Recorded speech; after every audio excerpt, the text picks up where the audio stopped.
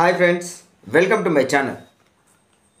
మొత్తానికైతే అందరూ అనుకున్నట్టుగానే బేబక్క వెళ్ళిపోయింది. అంటే నిన్నటి వచ్చిన సర్వేలు అవి ఇవి ఉన్నాయి కదా. సో బేబక్కకు తక్కువనే పడినాయి ఓటు. సో దీనిని బట్టి మనకేం అర్థమైందంటే బిగ్ బాస్లో ఉండాలి అంటే ఒకరిని ఫాలో కాకూడదు, సొంతంగా మనమే నడవాలి అని యాక్చువల్గా ఎప్పుడో తెలిసిన నిజమే. కానీ బేబక్కకి ఇయ్యాలి అర్థమైపోయింది.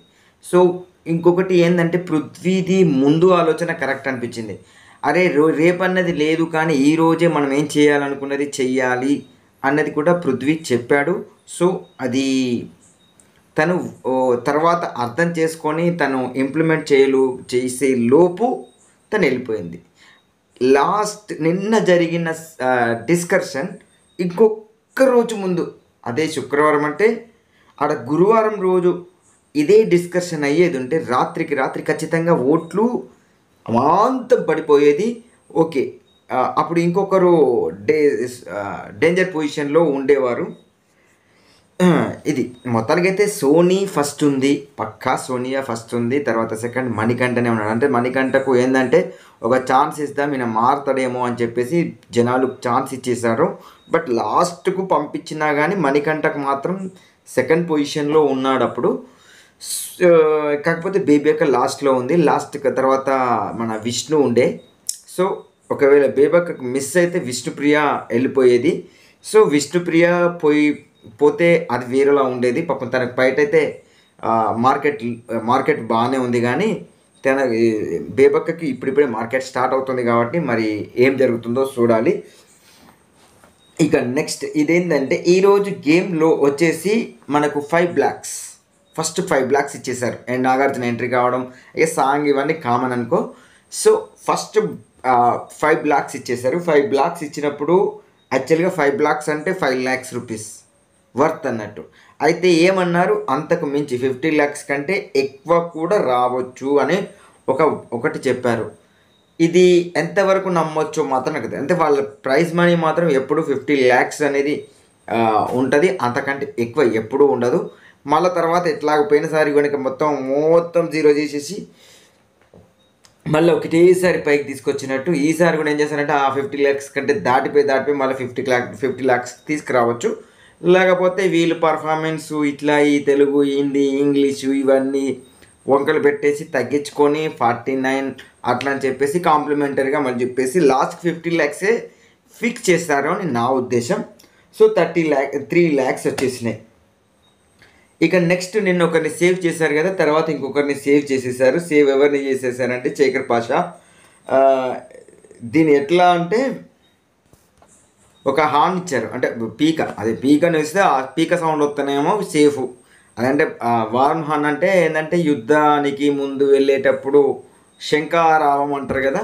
సో శంఖారావం లాగా వార్మ్ హార్న్ అని, అంటే కొమ్ముతోటి ఊదుతారు కదా. సో అది కొమ్ము బూరే ఏదో అంటారు మరి సంథింగ్. సో కొమ్ము బూరే ఇచ్చారు కదా. సో కొమ్ము బూరేని ఇచ్చినప్పుడు అందులోకి వెళ్ళి డప్పు సౌండ్ వస్తానేమో నాట్ సేఫ్ అని చెప్పేసి, మళ్ళీ పీక సౌండ్ వస్తానేమో అదే హార్న్ సౌండ్ వస్తానేమో సేఫ్ అని చెప్పేసి ఇట్లా వెళ్ళిపోయింది. తర్వాత ఏంటంటే ఇక బేబీ యాక్టివిటీ రూమ్లోకి వచ్చేసి బాయ్స్ వర్సెస్ గర్ల్స్ అని పెట్టారు. బట్ మొత్తానికైతే ఎప్పుడు కానీ ఆడవాళ్ళకి హెల్ప్ చేసేస్తాడు. మగజాతిలో పుట్టి కూడా మగవాళ్ళకి కాకుండా ఆడవాళ్ళకే హెల్ప్ చేస్తారు. మగవారైనా ఆడవారైనా బిగ్ బాస్ అయినా ఇంకెవరైనా కానీ సింపతి మాత్రం లేడీస్కి వెళ్ళిపోద్ది. ఎందుకంటే 2-3 సార్లు కాపాడడానికి ట్రై చేసినా కానీ పాపం వాళ్ళు కాలేకపోయారు. ఇక మొత్తానికైతే బాయ్స్ టీమును గర్ల్స్ టీంను డివైడ్ చేసేసి ఫస్ట్ చిరంజీవి పాటలు, తర్వాత బాలకృష్ణ పాటలు, పవన్ కళ్యాణ్ పాటలు, తర్వాత వెంకీ పాటలు, ఇట్లా అందరు చేసేస్తే 1 2 3 4 5 గేమ్లు వీళ్ళు గెలితే 1 గేమ్ వాళ్ళు గెలిచిండ్రు. 6 గేమ్లు పెడితే ఇక నెక్స్ట్ థర్డ్ సేవ్ ఎవరైపోయారంటే ఒక బాటిల్ ఇచ్చేసి దాంట్లో ఓపెన్ చేస్తే ఒక ఈక, అది నెమలిక కాదు, మన కోడిక అనుకుంటా. కోడిక కూడా అది స్పెషల్ ఏదో వెరైటీగా ఉంది. అది క్యూఎల్ రెడ్ కలర్కి వెళ్ళొస్తేనేమో నాట్ సేఫ్, గ్రీన్ కలర్ వస్తే సేఫ్ అన్నారు. ఇక్కడ పృథ్వీ సేవ్ అయిపోయాడు. ఇక తర్వాత ఇక ఇటోలాకు అటోలాక్ అని చెప్పేసి అదొచ్చి తల తిక్క గేమ్, అంటే తల తోక గేమ్ అని చెప్పేసి మేము ఇదివరకు అనుకునే వాళ్ళం. అంటే తల నుంచి తోక వరకు ఏదైనా చెప్పొచ్చు. సో అక్కడ మధ్యలో మాత్రం ఇంకోటి ఏంటంటే ఇదేంటి దాని పేరంటే ట్రాఫిక్ సిగ్నల్ దగ్గర పెట్టేటుంటే చూస్తున్నారా కోన్, ఆ కోన్ పెట్టేశారు. సో ఇక్కడ కూడా మగవాళ్ళే గెలిచేశారు. మగవాళ్ళు గెలవలేదు, ఆడవాళ్ళని గెలిపించారు. ఎందుకంటే 2-3 సార్లు అలా జరిగినా కానీ సో మొత్తానికైతే అక్కడ ఫౌల్ ఇవ్వలే కానీ ఇక్కడ ఫౌల్ ఇచ్చారు. అదొకటి చిరాకు అనిపించేసింది మొత్తానికైతే. ఇక నెక్స్ట్ మనకేంటంటే తర్వాత ఆ గిఫ్ట్ అనేది వచ్చింది. గిఫ్ట్ హ్యాంపర్ ఒక గేమ్లో వాళ్ళు గెలిచారు, ఒక గేమ్లో వీళ్ళు గెలిచారు కాబట్టి గిఫ్ట్ హ్యాంపర్ని అందరు పంచుకోవచ్చు. అంటే మధ్యలోనే ఖాళీ అయిపోయినట్టు నాకైతే సమాచారం, అంటే వాళ్ళు అనుకున్న దాన్ని బట్టి వచ్చింది. ఇక next game is an important two hours. ఏంటంటే ఒక్కొక్కరు ఒక్కొక్కటి పెట్టేశారు అన్నట్టు. ఏంటంటే అభి వచ్చేసి యశ్వినికి క్యాట్ అని పెట్టారు. స్వార్థం, నిజానికి కూడా స్వార్థం ఉంటేనే ఖచ్చితంగా బిగ్ బాస్లో గెలుస్తారు.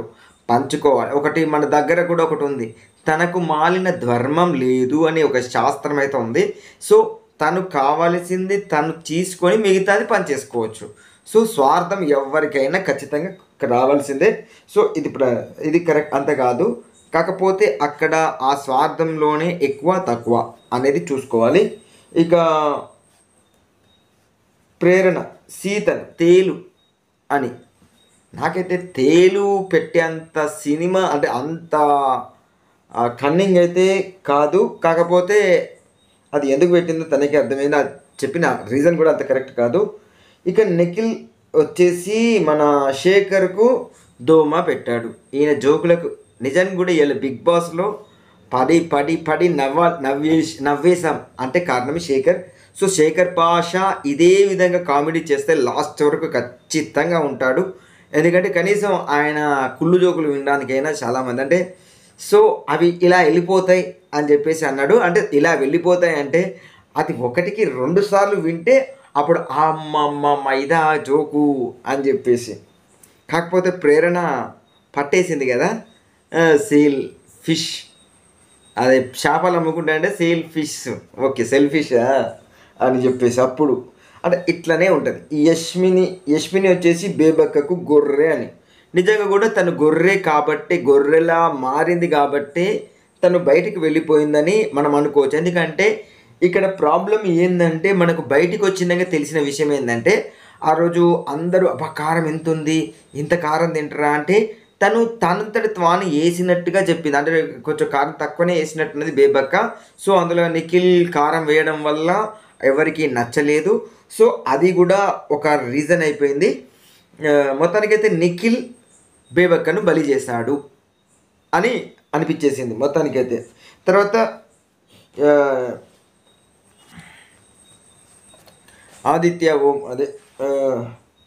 ఆదిత్య ఓం వచ్చేసి శేఖర్కు 200 జోకులు ఎలా తట్టుకున్నాడు ఏమో అర్థం కాలే. ఇక నిఖిల్ మణికంఠకు తేలు అని, నైనిక తేలు అని పెట్టేసింది ఎవరికి, మణికంఠకు.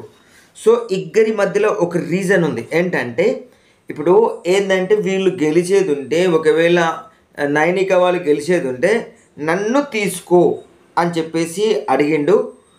అది తప్పేం కాదు నాకు అనిపించింది, ఎందుకంటే నేను ఇక్కడ ఉండాలి, నేను సర్వేర్ కావాలి అనేది తన ఉద్దేశం. అంటే ఏ విధంగా అయినా సర్వే కావాలి. సో బిగ్ బాస్ హౌస్లో ఉంటే తను మోటివేషన్ అవుతాడు, తర్వాత పైకి వస్తాడు, అరే నేను ఇక్కడ ఉంటే నన్ను జనాలు గుర్తుపెట్టుకుంటారు అనే ఉద్దేశం ఆయనకుంది. సో నైనికకి ఏంటంటే ఫస్ట్ తను తీసుకోవాలి అనుకున్నది. సో తీసుకోవాలి అనుకున్నప్పుడు దానికి అంత ఆమె కంటే ముందుగా ఇక్కడ నిఖిల్ నిలబడ్డాడు కాబట్టి అతనికి వదిలేసింది ఛాన్స్. సో దానికి నేను ఓకే అనుకున్నాను. ఒకవేళ ఇప్పుడు రెండు గేములు ఆడుతున్నప్పుడు ఇప్పుడు 2 గేములలో ఇప్పుడు ఇక్కడ ఉన్న వాళ్ళు తక్కువ మంది ఉంటారు. సో తక్కువ మందితోటి గేమ్ ఆడడం కష్టం కాబట్టి ఎక్కడైతే ఎక్కువ మంది ఉంటారో వాళ్ళతోనే ఆడితే సో ఏదో విధంగా గెలవడానికి ఛాన్స్ ఉంటుంది అని చెప్పేసి మనోని అభిప్రాయం. బట్ ఏంటంటే నేను ఒక దాంట్లో ఉన్నప్పుడు ఇంకొక దానికి మనం తొంగి చూసేది ఉంటే అక్కడ ఉన్న పాత దాన్ని ముంచేస్తారు అనేది నైనిక ఆలోచన. ఇది నాకు అర్థమైన విషయం. అంటే నైనిక ఏంటంటే ఇప్పుడు తన టీంలో ఉన్నాడు, నా టీంకి వస్తా అంటున్నాడు, అంటే పాత టీంను ముంచేస్తాడా అని. అంటే ఇప్పుడు తనంతట తాను వస్తాను అని అడగడం మాత్రం తప్పు నైనిక విషయంలో, అంటే నైనికతోటి అనడంలో తప్పు. బట్ మణికంఠ దగ్గర చూస్తే అది కరెక్టే అనిపించేసింది. ఇక పృథ్వీ, బేబక్క, డంకి అదే సేమ్ అదే రీజన్. సోనియా, విష్ణు కన్నింగ్, వీళ్ళిద్దరి మధ్యలో ట్విస్టుల మీద ట్విస్టులు ఉంటున్నాయి. ట్విస్టులు కాదు అసలు. యాక్చువల్గా నాకు తెలిసి అయితే సోనియా చేసింది చాలా తప్పు అనిపించేసింది. ఇప్పుడు ఏంటంటే ఒక టాపిక్ వచ్చేసింది, ఇప్పుడు ఏదో కామెడీ వేలో తను అడిగింది, కామెడీ వేలో అక్కడ అడిగినప్పుడు దాన్ని కామెడీగా తీసుకుంటే బాగుండేది. సో కాకపోతే సెట్ అవ్వడానికి కొంత టైం ఇచ్చేది ఉంటే కూడా బాగుండేదో. సారీ అని చెప్పేసి బయటకు వచ్చిందాక సెట్ అవ్వడానికి టైం పడుతుంది అన్నప్పుడు సైలెన్స్ అక్కడ కూర్చొని ఉండాలి. కానీ బయటకు వచ్చి అడల్టరీ జోక్ అని చెప్పేసి మాట్లాడింది చూసారు. అడల్టరీ జోక్ అంటే ఏంటంటే ఇప్పుడు వాడు మనకు ఏంటంటే సంబంధాలు ఉన్నాయి అన్నట్టు ఇండైరెక్ట్గా చెప్పడం లాంటిదే నేను నా ఉద్దేశం. సో అదే ఉంది అనే అక్కడ అడల్టరీ జోక్ అంటే అదే కదా. సో అది చెప్పడం వల్ల ప్రాబ్లం అయిపోయింది. ఇప్పుడు ఏంటంటే నిజానికి కూడా విష్ణుప్రియ బాధను ఇప్పుడు జనాలు అయితే అర్థం చేసుకున్నారు బై, నేనైతే అర్థం చేసుకున్నాను. జనాలు మొత్తం సంగతి అవసరం లేదు. విష్ణుప్రియ దగ్గర అయితే కరెక్ట్గానే ఉంది. సోనియా అక్కడ ఆ మాట ఫస్ట్ అనకపోయేది ఉంటే విష్ణుప్రియ అనాల్సిన అవసరం లేదు. ఎందుకంటే ఇప్పుడు అందరితోటి మాట్లాడినప్పుడు కూడా ఇప్పుడు ఏంటంటే ఇక్కడ సీతతోని కూడా చెప్పింది, సీత కూడా అన్నది ఏంటంటే ఇక్కడ నేను అక్కడ అడల్టరీ జోక్ అనేంత వర్డ్ అయితే కాదు, ఇది ఏంటంటే వేరేది ఏదైనా యూజ్ చేస్తే ఓకే. ఇప్పుడు మీ అంతా నేను మెచ్యూరిటీ కాదు, మీ అంత పెద్దగా ఆలోచించేదానికి కాదు, ఏది పడితే అది మాట్లాడితే నా మీద ఏది పడితే అది మాట్లాడడానికి మీకు హక్కు లేదు, ఇలాంటివి మాట్లాడితే కరెక్ట్గా ఉండేమో. కానీ ఆ వర్డ్ అడల్టరీ వర్డ్ అనే యూజ్ చేయడం వల్ల ఎక్కడో ఖాళీ ఆమె బర్స్ట్ అయిపోయినట్టుంది. సో తర్వాత బేబీ అక్క యశ్వినికి క్యాట్ అని, తను నిజంగా కూడా క్యాటే, స్వార్థపరురాలే. సీత ప్రేరణకు ఎవరినో ఒకరిని గొర్రెలాగా ఎవరినో ఫాలో అవుతుంది అని చెప్పేసి ఫస్ట్ ఏమో నిఖిల్ని ఫాలో అయిపోయింది, తర్వాత వచ్చేసి ఇప్పుడు ఎవరైతే యష్మిని ఫాలో అవుతుంది అని చెప్తుంటే తను క్లారిటీ మాత్రం కరెక్ట్గా ఇచ్చింది. నేను అప్పుడు ఎందుకు విన్నాను అంటే అక్కడ నాకు ఫస్ట్ వచ్చినప్పుడు ఏమో అర్థం కాలేదు. సో నిఖిల్ ఏదో చెప్తున్నాడు అని చెప్పి తనను కొంచెం ఫాలో అయిన విషయం కరెక్టే. కానీ నేను తర్వాత వచ్చింది ఈ టీంలో ఉన్నప్పుడు నాకు ఏదైనా వర్క్ అసైన్మెంట్ చేస్తున్నప్పుడు నాకు ఇష్టమైతే చేస్తాను, లేకపోతే లేదు. మేమైతే వర్క్ చేయడానికైతే లేదు, ఎవరెవరు ఏమేమి పని చేయాలో అలాట్ చేస్తున్నాను, ఇవన్నీ చెప్తున్నాను అని చెప్పేసింది. సో నైస్ అనిపించేసింది, ముద్దుగా మాట్లాడింది కదా. శేఖర్ పక్కా కన్నింగ్ అని చెప్పేసి యష్మిని పెట్టాను. దాన్ని కూడా ఏంటంటే ఆ కన్నింగ్ ఖచ్చితంగా ఉండాలి, ఆ కన్నింగ్ ఉంటేనే ఇప్పుడు ఈరోజు మన చీఫ్గా మారిపోయింది అని చెప్పేసి. విష్ణు సోనియా ఎందుకంటే మొసలి కన్నీళ్ళు, అక్కడ జరిగిన సిచ్యువేషన్ను మళ్ళీ మొసలి కన్నీళ్ళు లాగా తీసుకొచ్చిందని చెప్పేసింది. ఇక మణికంఠ శేఖర్ను దోమ అని, బాబాయ్ ఈ జోక్స్ నేను తట్టుకోలేకపోతున్నాను, కొంచెం జోకులు ఆపమని చెప్పండి అంటే నేను నీ గురించే చెప్తున్నా అని చెప్పేసి నువ్వు అందరితోటి పిచ్చిగా ఉన్నప్పుడు రాకుగా బయటకు కూర్చుంటున్నావు అని చెప్పేసి కూర్చున్నాడు కదా, అంటే రాకు చిచి అన్నట్టుగా అనిపించేసింది. ఇక మొత్తానికైతే ఇక బేబక్క సోనియాను దోమని చేసి పడేసింది. నిజంగా కూడా కరెక్ట్ అనిపించేసింది. సో మొత్తానికైతే మళ్ళీ లాస్ట్కి ఇంకెవరున్నారు, ఇద్దరే ఉన్నారు, మణికంఠను బేబక్క. ఇక ఏందంటే రూమ్లోకి మళ్ళీ యాక్టివిటీ రూమ్లోకి పంపించేశారు. అక్కడ ఒక 2 డ్రమ్ములు పెట్టారు. ఆ డ్రమ్మును పలగొడితే వాళ్ళకి వెళ్ళేమో స్క్రోల్స్ వచ్చినాయి.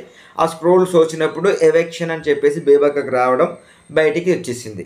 అయితే ఇక్కడ బయటికి వచ్చిన తర్వాత ఎవరైతే అనర్హులు అని చెప్పేసి వాళ్ళను రోడ్డు మీద పడేసి అని చెప్తే ఫస్ట్ బేబక్క మన ఎవరిని సోనియాని పడేసింది.